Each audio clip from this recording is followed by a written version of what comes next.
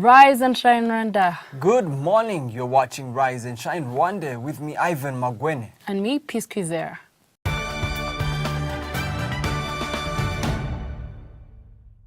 Welcome to Rise and Shine Weekly Review Show, where we take you back through the best of the week here at Rise and Shine Rwanda. I am Peace Kwizera. Like said, I am Ivan Magwene. Over the next hour, we'll be bringing you a review of the week's top stories, analysis, debate, and insights into the stories making headlines here in Rwanda and across the world. The Rise and Shine crew have throughout the week been diligently gathering and preparing everything you need to know about what's happening in Rwanda and around the world. But before we go any further, we get to meet the rest of the team.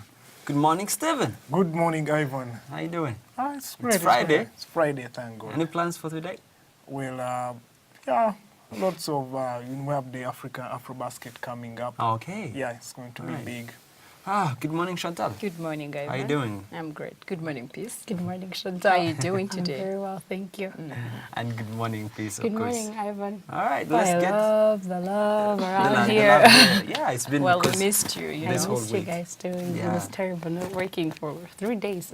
3 days, but finally we're here, and of course we'll be bringing you some of the stories that have made headlines here in Rwanda and across the world.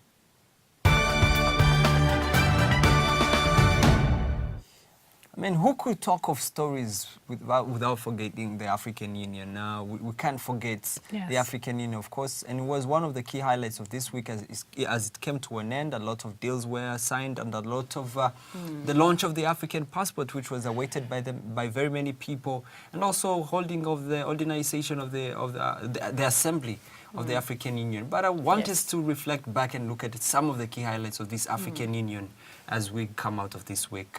Chantal? Yes, the African Union was a much-needed summit in Rwanda because it has benefited Rwanda in one way or the other. You know, the convention center, that's the infrastructure sector, and the tourism sector, the hospitality industry in general. But we shouldn't forget the factors that were talked about, like the Pan-African passport, even the election of a new chairperson. And then we have Morocco wanting to join the AU without sanctions, which I didn't agree with. And then they had to talk about the peace on the continent. We had Sudan and Juba issue. We had Burundi. Yeah, there's a lot to talk about. Well, Ivan, you really covered this union thoroughly. Well, maybe something, previously we talked about things maybe that weren't given attention to. Now I would like to ask you, what was talked about in terrorism? Because we had incidents in Ivory Coast and then Mali. As well as Nigeria. So. Well, to be precisely very clear, I think the issue of terrorism actually was one of the things maybe I could look forward to, but wasn't talked about and addressed, especially with the issue of Boko Haram, Al-Shabaab.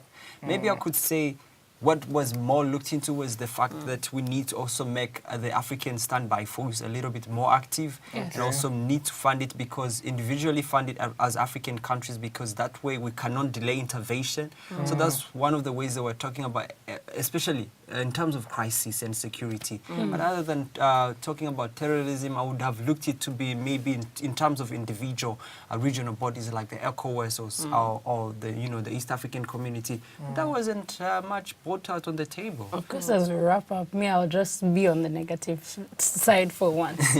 It was so hard for us to move around. I'm just saying, this whole week was crazy. The whole team of Rise and Shine. That's what you pay for having such a summit in Kigali. I know, and even people would transport was kill like to have double. that. For the people who use motors, it was double. For the people who use cabs and different transportation. And motors and everything like that. It's just even crazier. So I would say it was kind of negative in that sector, but it was, the rest of it was honestly well, Rwanda is targeting to have more of those conferences and a lot. So we are seeing a lot of traffic disruptions coming up. So you get to explore new roads as well in I would Kigali. say There are very many new roads. I would say you better Chantal save. found some new routes. I'm just saying, you better save because you might not know when to, whatever summit is taking place next in Maybe we Rwanda. could look also into now the transport system as we prepare ahead for the others.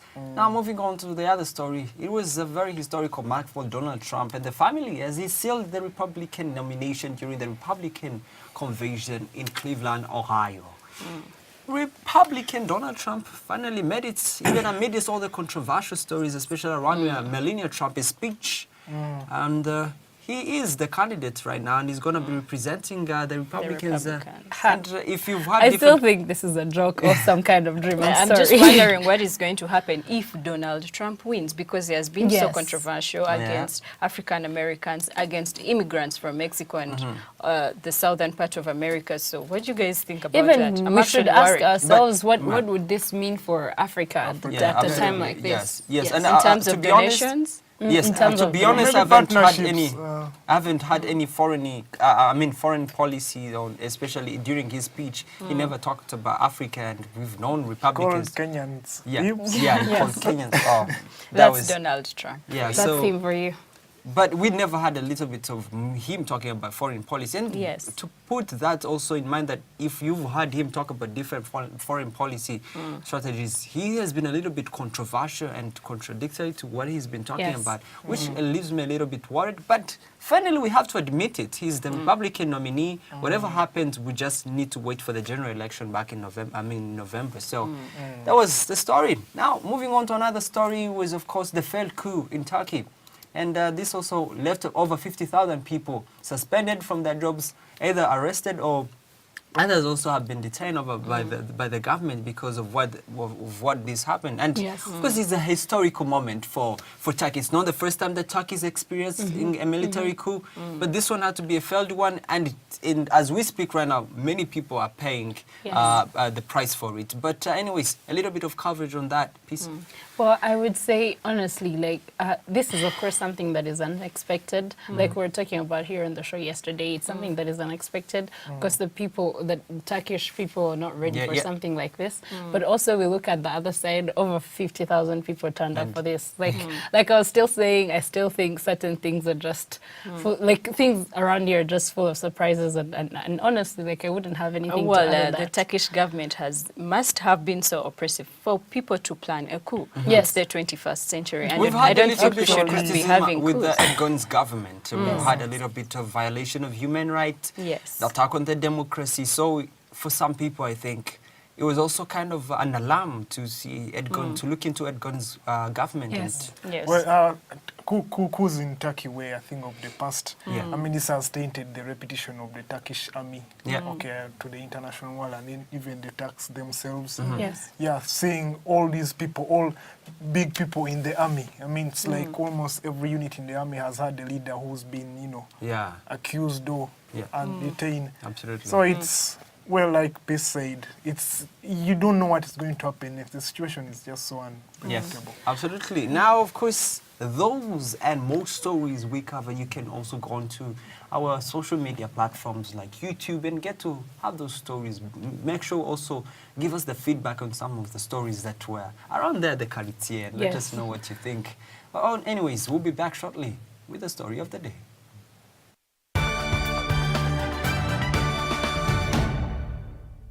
Welcome back to the review. Now, in our story of the day, we were joined by one of Rwanda's finest poetesses, Winnie Rugamba. And here is what she had to share with us. Let's take a look. Welcome back to Rise and Shine, Rwanda's story of the day with me, Ivan Magwene. Now, she has graced some of the prestigious stages with her spoken word pieces.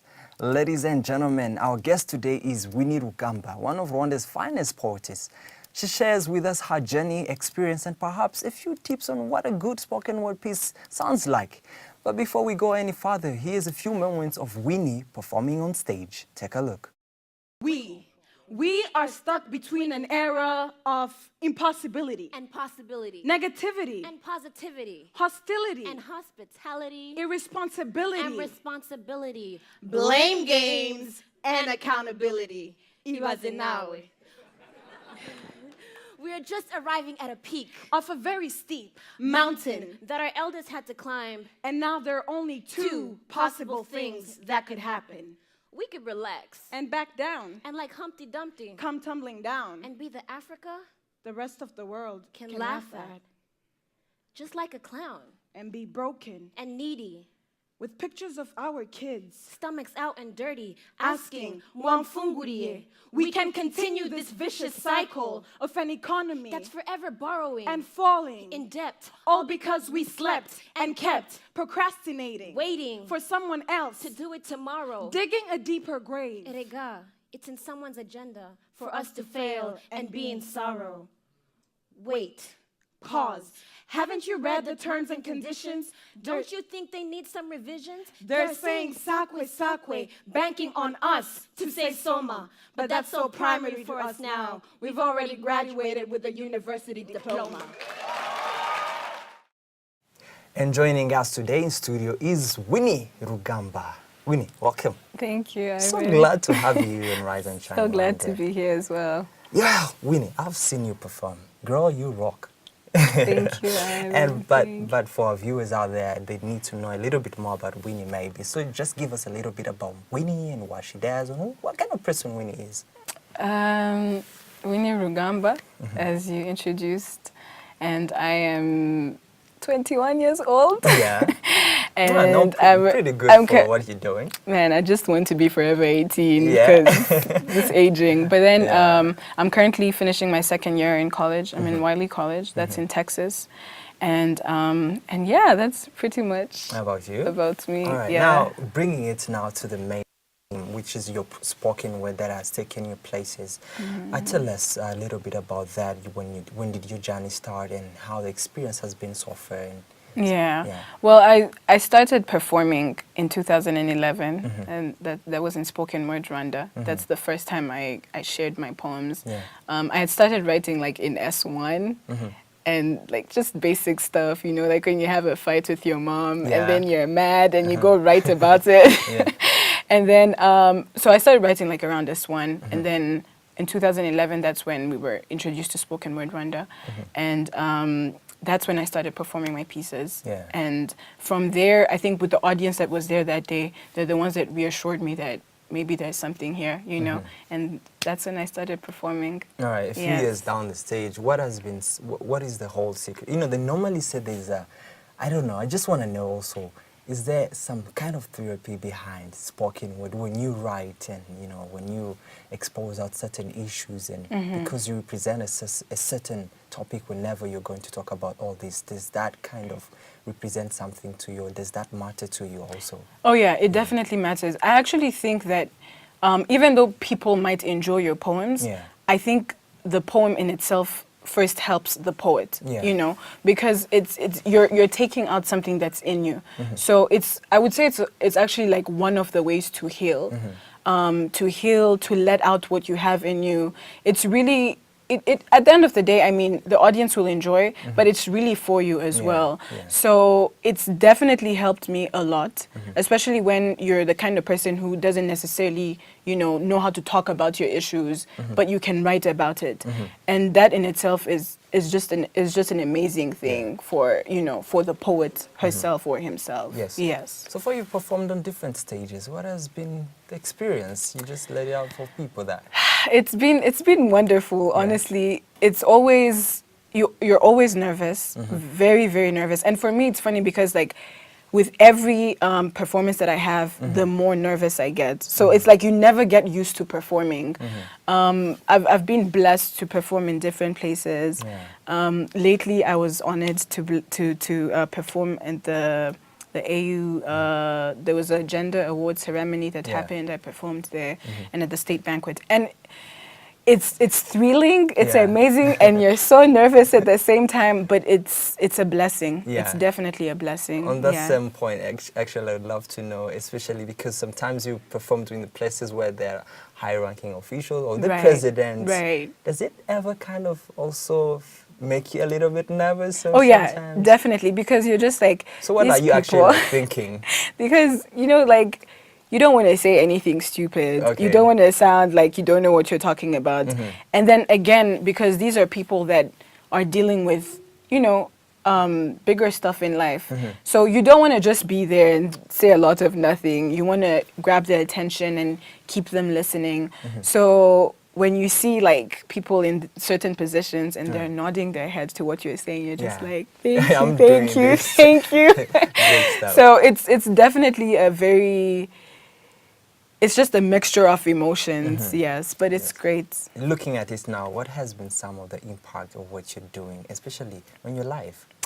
It has definitely widened my connections with people. Yeah. I've met so many people, and I've always believed that people are like, you know, the wealth in life, you know. So I've definitely met a lot of people, great people that do poetry as well, musicians, or even just other people like in life who just bless you through just meeting them, and they shake your hand and like, I like what you're doing, you know. That in itself is a blessing. So it has impacted me in very many ways. Even like it has made me want to know more about what is happening in the world. So putting me out of my comfort zone so that I can like see what's happening, for me to know what to write about and all these other things. So it made me more of a concerned person in what's happening in the world. So it has definitely impacted me a lot. Amazing. Yeah. Looking at spoken word in Rwanda, how do you find the status quo right now? I'll say that I'm really glad that it's starting to be something important in Rwanda, especially since, you know, like I know long time ago in Rwanda, poetry was actually a thing. Like, you know, they used to go for the king and talk about him and praise him. Yeah. And so I think even though now it seems like it's a new thing, like spoken word is a new thing, but it's actually not. And so I'm really, really glad about how people are now responding to it. People are coming for spoken word to watch, or even in these places where they invite you and they're like, we want you to present a poem, you know? It's something amazing, because before it's just traditional dancers, musicians, but now they think of poems as well. So it's really growing, which really warms my heart, because, you know, it shows that we're getting somewhere. So I'm definitely hopeful for poetry in Rwanda. Yes, Definitely getting hopeful. somewhere with also a very young rising generation of, I would say, poets and poetess. Exactly. I'd love to know what kind of advice would you give them? You know, just. I would definitely advise them to first find yourself, you know, because when you find yourself, that's when you know, what do I want to write about? What am I concerned about? I think most of the times, just artists in general, we're caught up in wanting to present what's trending, rather than, okay, let me find myself, find what I'm concerned about, and then present. So there's got to be a niche. Right, because it definitely is something where you might get caught up in, and I would just want to sound good, you know, then like this is actually what matters. So I definitely advise them to find themselves and then write what's in you, you know, just write it all out. All right. Yes. Now I'd love to end this one by just getting a few tips, especially with the spoken word person over here. What should a very good piece look like in your own perspective? I would say that it depends, you know. As we say, I think they say beauty lies in the eyes of the beholder. Okay. Something like that. I think in this piece it lies in the owner of the ears or the reader. Let's have your own way of how you think. And when you know those nights when you have those best, you know, pieces, and you're like, this is what I did, and I think this is the reason why I nailed it. Yeah, I think it depends on how much that topic is heavy for you. Yeah. Sometimes words will just flow. Other times there will be no words at all, so you'll just be stuck there. But I think for a good poem, for me, it's just natural. Like it just comes, and then you just start writing. Other times when it's especially like a bigger topic where you have to do research, you sit, you do drafts, you write and write again, and then put it back together. So I think when it comes to like a tip for like a good poem, I really think it depends on the poets themselves. Okay. Can we have like the connection? Because sometimes I see you perform and I feel like when you're trying to interpret it with like your emotions, I feel so a little bit into the poem, and I'm like, you know, it connected. Maybe is it one of the secrets maybe you use? Because you're trying to get in connection with your poem, your emotions, to display a message. Does that somehow also sometimes work for you? Yes, I think I'd say I kind of have some background in acting. Okay, I see. I see. I mean, it doesn't mean that my poems are acted out, no, but I think with the techniques that we have, it teaches you how to connect the words you're saying to the body language, to how to fit emotions where here and there. So I think it really depends on if what you're saying matters to you, then you'll automatically present it in the way that it will show people that this really matters to her. And I want it to matter to you as well. So I believe that when it comes to how we present our poems, obviously when you have some acting skills, it really helps because you know how to not just present it, but also grasp people's attention. But mostly it's when you really care about what you're saying, it's very natural for it to be displayed through your emotions. Yes. Winnie, concluding this talk, I mean, it has been amazing. I have a lot of questions, keeps bumping, but I have to conclude this one. As a poetess, where do you want to see yourself in the next few years? What is your ultimate goal? Where do you want to be?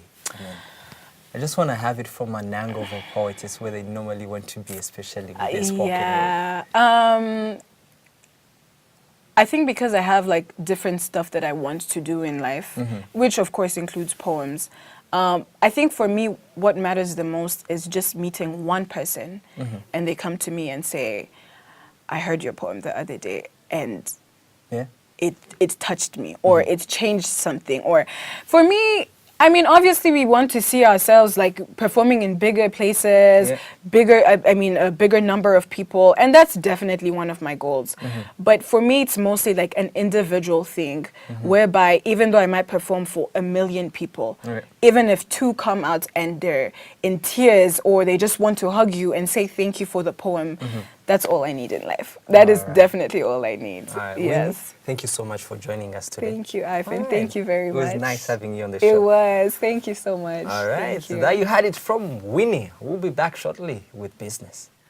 Well, that is really interesting stuff, Ivan. I managed to be here when you guys were having that wonderful chat, and then she's quite a phenomenal young lady. She's a great character. She's a great character. It wasn't even like any other random, one of those random interviews that we usually have with people. She's a very, beautiful person, and everything that comes out of her makes you think she's actually a poetess. But tell us a little bit about what you talked about in a bit of an analysis. Well, for most people, I think it's not the first time that I've seen Winnie perform different stages. The reason particularly I wanted to focus on this one was also the fact that spoken word is growing here. And is one of the ways that I think is very important for such a conserved society to open up and speak. So having such kind of stories also reminds us that there is a way we can tell our stories, even though, it's a little bit still stiff. But I think she was also able to explain what makes a very good piece and also what also needs to be, how the whole journey has been. And it's quite inspiring because we're having a lot of a rising generation of young people in the spoken word, and also it's important that you look at people like this who are trying to make it in life with their pieces, and also look at what they have achieved and what you can learn from them. And I think this is what she displayed. Plus, she's a beautiful character, and I enjoyed having her on the show. Yes, and of course, I can't imagine a 21-year-old already presenting at the AU Summit. She has moved stages. She is moving stages, and this is, of course, a call for all the young people out there, people like myself and everybody else, to get up and, embrace whatever you have and maybe stand up. You never know, you might be, performing at the next AU Summit, wherever it is. I'm just saying. Anyway, we'll stay with us. We'll be right back after the break. Here is to traveling and saving. Starting 1st of April to the 1st of June, travel with Rwanda and take advantage of our reduced fares and enjoy our world-class services in great comfort and safety.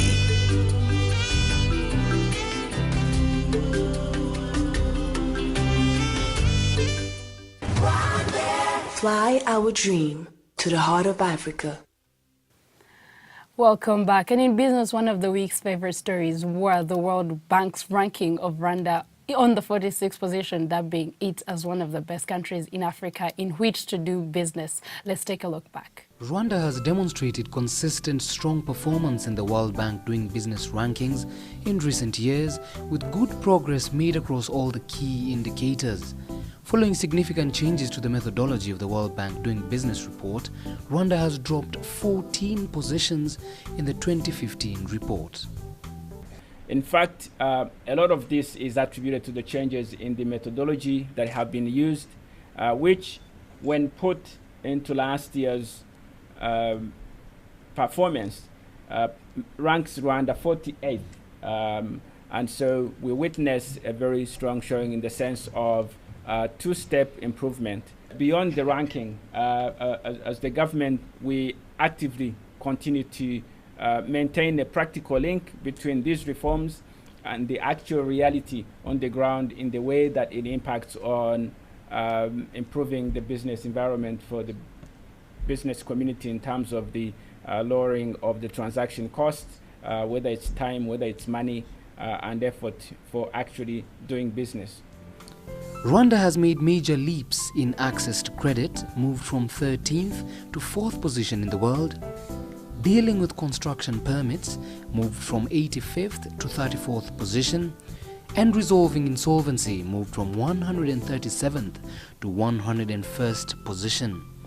There has, however, been a significant drop in enforcing contracts, moved from 50th to 62nd position, and trading across borders moved from 157th to 164th position. And the biggest decline in starting a business moved from 72nd to 112th position. There are different layers. The first one is always to start these reforms and put them in place. The second one is always to implement them and make sure that they translate into real gains in terms of your economic gains in terms of doing business in the country. And the third level is always in terms of consolidating them and making sure that they're entrenched in the system and that now we can build on them to increasingly make it better. Calculation of the ease of doing business rankings is from the regulatory best practice. This replaces the ordinal ranking based on percentile, which only took into account the distribution of economies and not the actual distance to the best practices. Within the continent of Africa, Rwanda has undertaken, since 2005, Rwanda has undertaken more reforms than any other African country. This is actually a good story. And I understand that there's this feature of the recalibration of the ranking. But that should not undermine the story that the investment climate in Rwanda is very strong, that Rwanda remains at the cutting edge of investment climate reforms, and investors should hear that message. In the overall performance, Rwanda is still the best performing country in the East and Central Africa and third easiest place to do business in Africa. First in the continent being Mauritius at 28th position globally, followed by South Africa at 43rd position globally.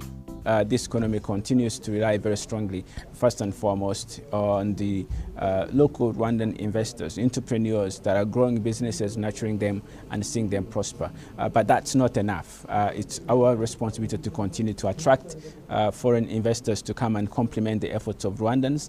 And we're continuously seeing that, whether it's in energy, whether it's in infrastructure, whether it's in tourism, whether it's in health services, across the board. You're seeing a continued interest into our economy. I really appreciate the government of Rwanda that they have provided a very, very easy way for investor. They're very friendly, they make things simple. I remember the first time when I decided to do business here, only one day I set up my company, open bank account, everything was done. So they make it very easy for investor. More people will come in different sectors because the climate, the investment climate here is good. And it's, for me, in Rwanda, I met so many government officials, and they are so friendly, they are so helpful, and they don't just talk. Kigali is becoming, and we strive and we aim to have it as a service hub, a financial hub, a logistic hub. With those three, you can imagine what other supporting industry to join. This is what we are seeing happening in the city. Some of them are already on the ground, others are still in the papers, drawings, study, business planning. I would invite people to see in the next 5 years. We're quite sure that the city of Kigali will change, it will have another face. According to the World Bank, the report is a call to Rwanda to implement foolproof strategies to improve the business environment for local entrepreneurs that has produced tangible results. The doing business team, when they think about doing these measures, they have a particular firm in mind. They don't actually look at the real firms operating in any different economy. They take a stereotype of a firm that has got over 100 employees, a firm that's got a certain type of turnover. And as it happens, the kind of firm that they use as their model for assessing this particular indicator is the kind of firm that does have to buy an electronic billing machine, even if that's a very small proportion of the overall number of firms in Rwanda. Well, there were some big sports stories in the news this week, and this one was about table tennis, a game that is played all over the country and hasn't been in the limelight because of a common reason. The federation is yet to get legal status. Now, Stephen Kalimba found out the latest updates in the game. Let's take a look. Rwandan table tennis has been slowly rebuilding since the Ministry of Sports and Culture gave a directive to all sports federations to acquire legal status in 2014. Necessary steps have been taken, and it's a matter of time before the federation acquires the legal status. This has meant no financial support since 2014, but according to Celestine Zaimana, the General Secretary of the Table Tennis Federation, the fraternity has been building its structures. Umukino wa tennis do table wakwiriye hose nko mu gihugu, mu byaro riyo, mu bigo by'amashuri urahari. Turakora ariko imbogamizi tugifite nuko federation ifite ikibazo ku cyerekanye n'ubuzima gatozi. Minispoc yadukangura gushaka ubuzima gatozi. Icyo federation yakoze muri iyi minsi iriho yitwararika ya contacts ama club kugira ngo bashake ubuzima gatozi. Uko kugira ngo federation ibeho hagomba kubaho nk'ama club y'ibura 3 afite ubuzima gatozi. Ibyo byarakozwe. Ndakeka mu minsi iri imbere ko ubuzima gatozi na federation zabubona kuko twamaze kubidepoza aho bigomba kujya, ndumva bimeze neza. The directive had some consequences on the game, but life had to continue. Umukino ntabwo wigeze ugenda neza kuko ureba n'abakinnyi bacize intege kubona badasohoka, ariko dukomeza gukora cyane kugira ngo badacika intege dushaka n'ibyo byangombwa kuko aya club abonye ubuzima gatozi kuko twakoze kubakangurira cyane, ndumva ko bimeze neza. Ubu nukuvuga ko twabanje gukangurira club ya Ririma, bafite club y'abana bato nibo dukuramo n'abajya serukira igihugu, ubuzima gatozi barabubonye. Hari club ya Vision table tennis ikinira muri club uraza kubabona nabo babonye ubuzima gatozi. Ndumva ko igisigara uko ushaka ubuzima gatozi bwa federation. So how was the situation during the years before? Nubwo nta buzima gatozi twari dufite, ntabwo bigeze baduterana, hari ibyo badufashaga. Ko mu mwaka ushize yashize nk'imyaka 2 bohereje abana muri Botswana. Yaradufashije ministeri yadufashe inkunga zo gusohora abo bana. Ariko target ya ministeri kuba kwidukangura cyane kushaka ubuzima gatozi. Batubwira ko tugomba kubikoresha gushiramo ingufu kugira ngo tubone ubuzima gatozi. Bogamize dufite ubu ndumva ko zitari nyinshi kuko twamaze kugira icyizere cyuko ibyangombwa tugiye kubibona vuba, kandi turategura abana mu kwa munani ubu turajya muri Kenya n'ibintu bya FIASA n'ibintu by'amashuri ya secondaire. The focus is now on the youngsters who make up some of the clubs, and one of them is 16-year-old Patrick Mashengisho, who will represent his school at this year's FIASA Games in Kenya. Natangiye mfite imyaka 13, ubu maze gukina imyaka 2. Natangiye nyine Ririma, tuza gukora amarushanwa tuje hano mu wa mbere, nangira kugenda nzamuka gutyo njya no muri feyasa ngiye gukina hanze n'ubu nabwo turi kuyitegura icyizere mfite ni uko tuzatsinda tukaba turi no gukora imyitozo kandi imyitozo turi gukora turi kubona ihagije kuko tuzatsinda. Eric Nyomizigio, an Essex liver who represented his school Lycée Kigali at the Feyasa Games last year, believes the game is in a good place despite the challenges.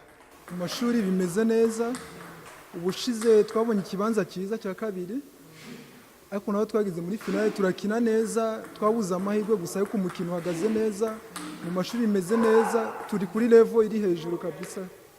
Icyo twifuza ni ibikoresho n'amaraketi, amabare, n'amatable, n'ibindi shaka turarifite, umukino turawuzi, ariko ibyo tubura ni ibikoresho. The wait for the legal status from the Rwanda Governance Board may take a while, but most of the groundwork is in progress. Time will tell how table tennis stands out, but the future looks promising. Stephen Kalimba, Rise and Shine Rwanda. Well, my personal favorite this week in lifestyle. One of my favorite, by the way. You too? Yeah. Well, I can't wait. Well, my personal favorite this week had to be attending the pop-up Kigali event, meeting and catching up with Rwanda's best artists and designers. Let's, of course, take a look back. And I am Diana Mukunda.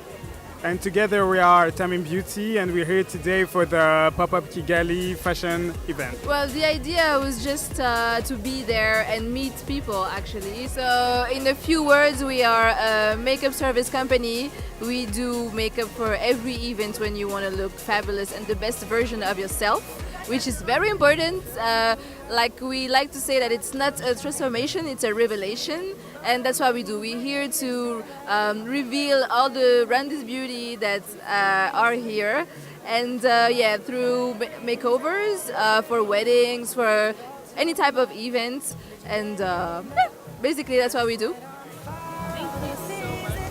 Thank you for having us. Yes, thank you. My name is Matthew Rugamba. I'm the founder and creative director of House of Tile. It's like the 6th or 7th pop-up that we've done as a collective, and it's just one of those moments where we can interact directly with our customers, and bring all the brands into the same place, create a really nice atmosphere, have a bar and music and just positive, relaxed environment. Yeah, I mean it's always great to see people react to your products. Some people have maybe only seen our products online and they're seeing it for the first time. So that is always a great experience to have, because you see what works, maybe what doesn't work, and you can use it for other pieces that we create later. Yeah. We're located in Gaturiro, and if you just go into Google Maps and look for House of Tayo, it'll lead you right to us. Then on Twitter, Instagram, it's at House of Tayo. Then websites, www.houseoftayo.com, and Facebook, House of Tayo as well. Thank you too. My name is Celeste Mundu. I'm Sales and Marketing Manager at Inzuki Designs. Our brand specializes into home decor, interior decor, and jewelry and accessories, especially for women. We are soon starting for men. Pop-up Kigali is a very interesting event, especially that people really do come by. And we do have a lot of clients. It's a time to show clients around. The people who don't have a location do have seen us on social media, but they eventually get to come along and have some fun, some food, some drinks, as you can see. And we have a good time around. And it has made people know more about our brand, because we've been doing this for about 4 years. And it's very interesting because we get a lot of people to know about it and tell their friends around the globe. Our store is based in Kigali, across I&M Bank, headquarters downtown. It's in the Blue Radiant Insurance building. And you can reach us on our numbers. They will put them down. And besides that, we are soon launching an online store. If everything goes well by August, it will be functional. Thank you. Hi, my name is Candy. I'm the co-founder and designer at Haute Basso. We are a Rwandan ethical fashion brand. We design apparel, accessories, jewelry, and home decor. And we work with over 170 artisans around the country. They are the one bringing our designs to life. So we started the pop-up in December 2013. At the time with Linda, my partner now, and Matthew from House of Tayo.